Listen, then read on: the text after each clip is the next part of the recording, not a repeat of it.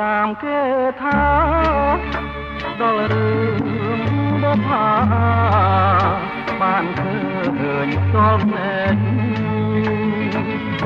ការីក្នុងចិត្តកើតមានណែន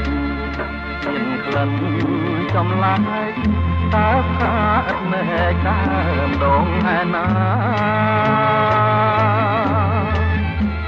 តាមពិតបុប្ផាជាឈ្មោះស្រស់ស្រីធ្វើឲ្យកវីញាប់ញ័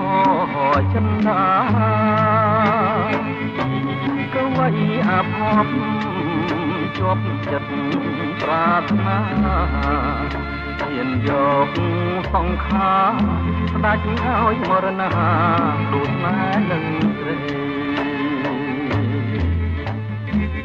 បងសូមលំទួសួរអូនបុប្ផាសូមបើមេត្តាសំដងប្រណីសូមអូនអាណិតដល់ចិត្តកវីរូបបងខ្សែក៏នៅតែស្មើក្នុងនេះខ្ញុំចិនប្រងដែលស្មោះដូចបងអបកាទាំងកងលើទ្រូងមរណៈ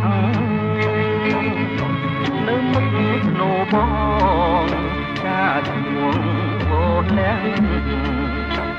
អារូបបងស្មោះចង់នៅរួមរាំង